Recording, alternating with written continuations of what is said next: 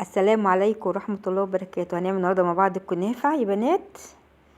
تعالوا مع بعض وروني هنعملها ازاي. طبعا طريقتها سهلة قوي. تعالوا مع بعض اوريكم يا بنات نعمل ايه. طبعا دي انا جايبه كنافة لسه صبحة، جايبه بتاع نص كيلو. انا مش هعمل نص كيلو، هعمل النص كيلو هقسمه على مرتين يعني، عشان نعمل ايه، اعمل صينية صغيرة مش كبيرة. طبعا هي لسه ايه طرية معايا، اما اكون في الفريزر وطلعت تطحنها تبقى سهل جدا.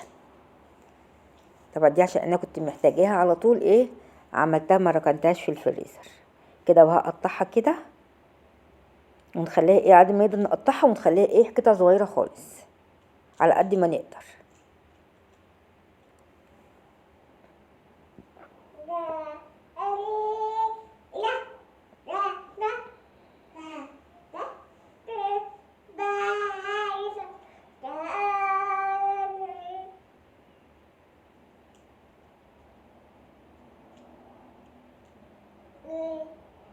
كده حطيت نص كوبايه سمنه سيحتها وحطيتها كلها ايه على الكنافه، وهنقلبهم كده ايه مع بعض.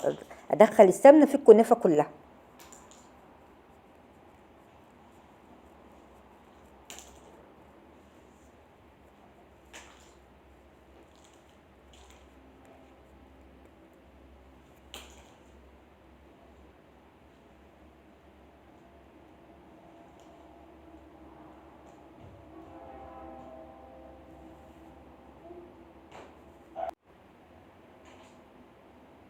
كده بقى هقلب الكنافه كلها والسمنه مع بعض. اخلي السمنه في قلب الكنافه وهنسلك فيها كده على قد ما ايه ما نقدر، نخليها كلها ايه قطع صغيره كده. بقى كنت شربت من الكنافه كلها السمنه،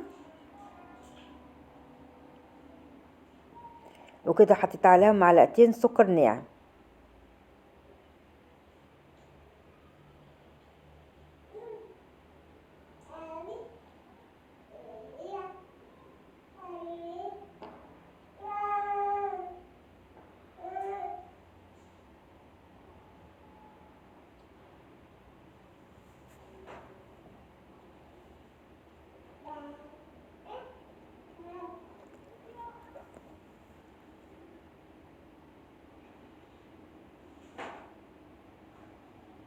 كده بقى دي اللي هستخدمها الصينيه ديت.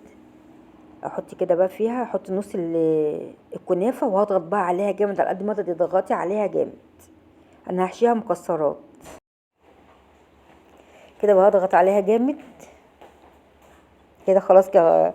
كده بقى نحط المكسرات في النص زي ما انت بقى عايزه تحطي الحشوه اللي انت عايزه تعمليها، حطها فيها. عايزه كاستر مكسرات، انا حاطه لها مكسرات. هعمل بقى الطبقه التانية بردك وهضغط عليها جامد.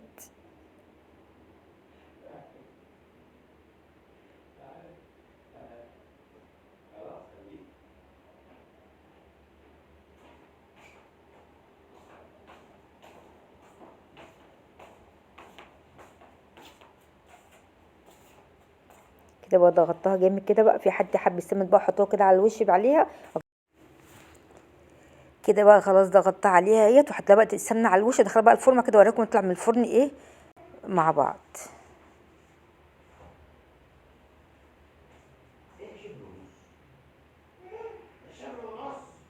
ده كده وده الفرن بقى كده سخنه، بقى العسل بتاعها عليها كده.